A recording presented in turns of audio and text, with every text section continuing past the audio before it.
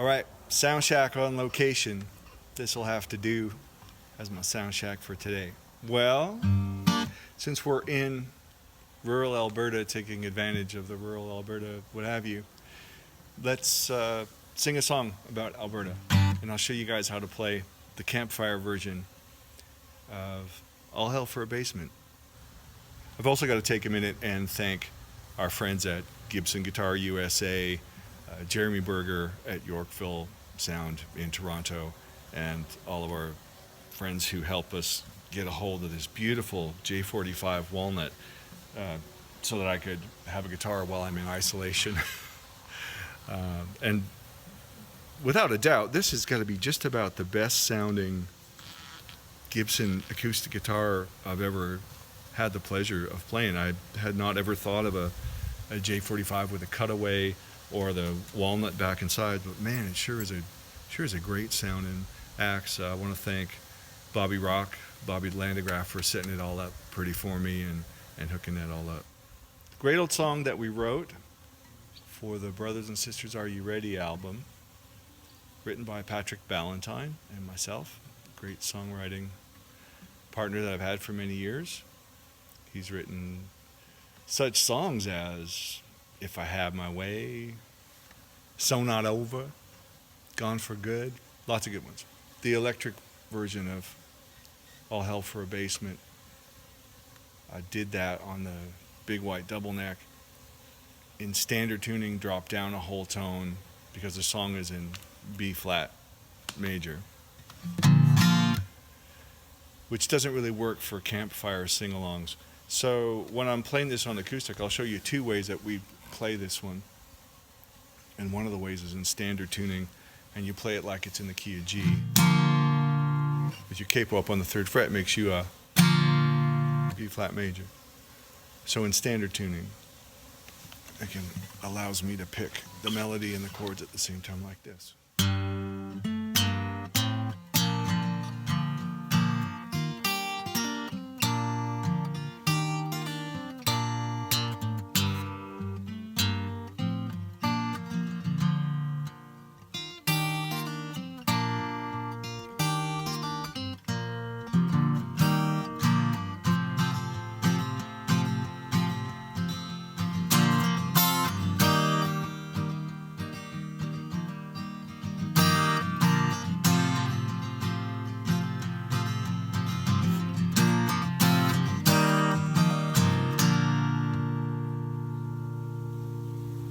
Like that, just good old cowboy chords.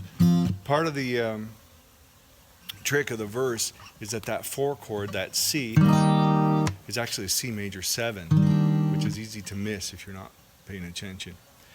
So when we play that melody,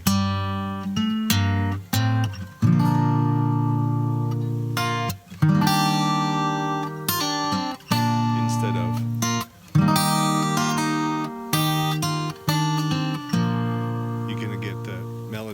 covering that major 7.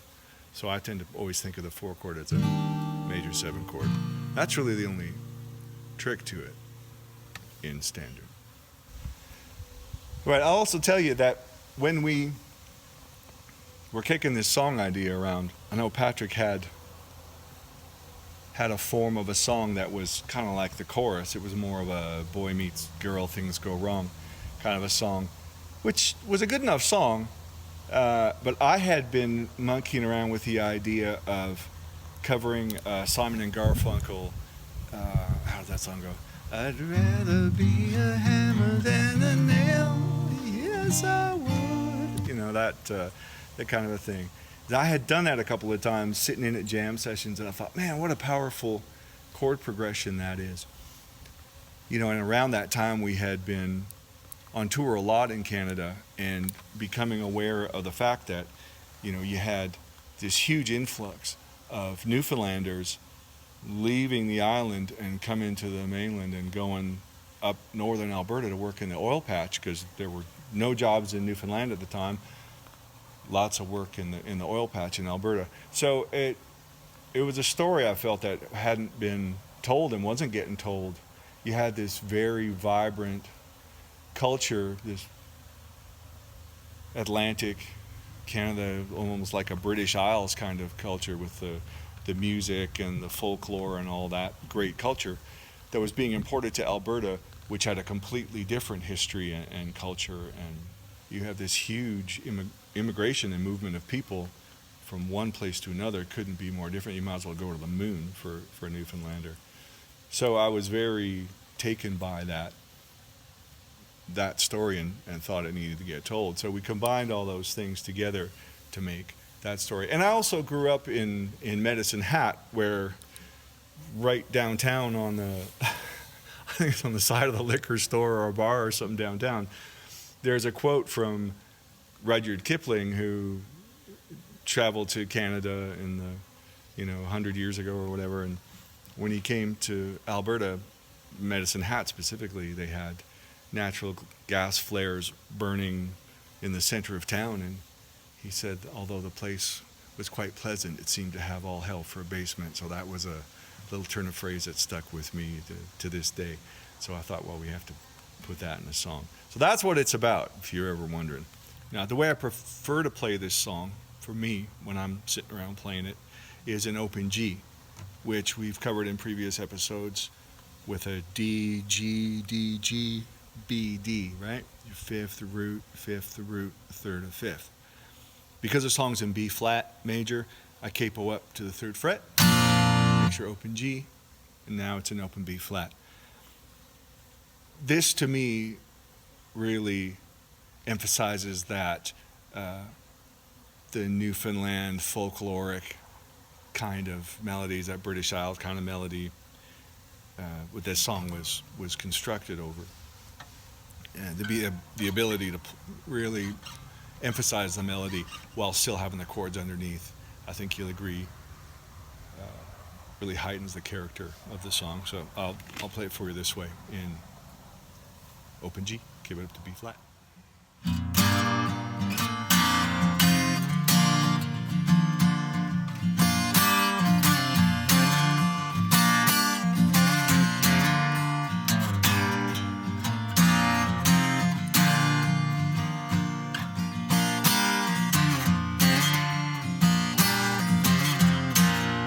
I am a working man, but I ain't worked for a while. Like some old tin can, from the bottom of the pile, from the bottom of the pile, I have lost my way. But I hear tell about a heaven in Alberta, where they've got all hell for a basement.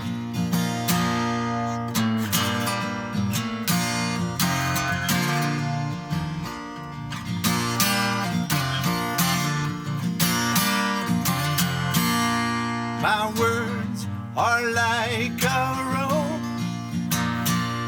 that's wrapped around my throat.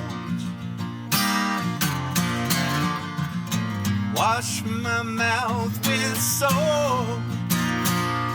For words unfit to quote, I have lost my way. But I hear tell about a heaven in Alberta, where they've got all hell for a basement. I have lost my way, but I hear tell about a heaven in Alberta, where they've got all hell for a basement.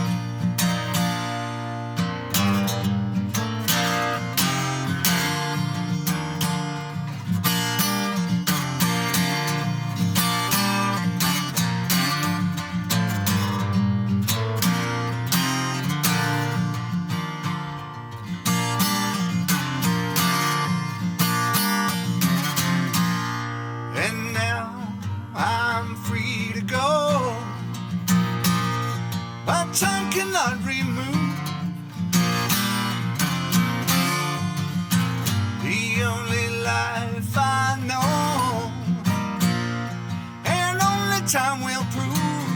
Yes, only time will prove if I have lost my way. 'Cause I hear tell about a heaven in Alberta where they've got all hell for a basement. I have lost my way, but I hear tell about a heaven in Alberta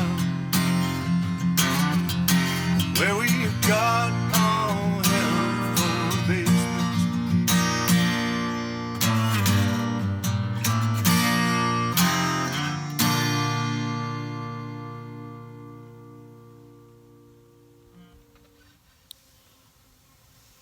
Now, I should also tell you that around the time of composing the song, and even after it was written, I had many occasions to work with and chat with and perform with the great Ron Hines, who's best known for writing Sonny's Dream.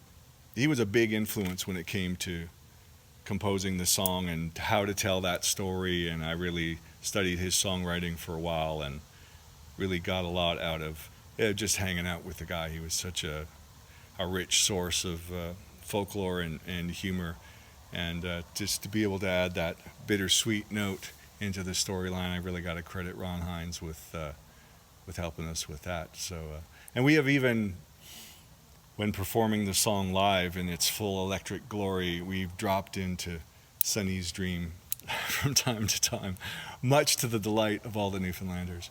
So I guess we'll dedicate this episode to the memory of Ron Hines.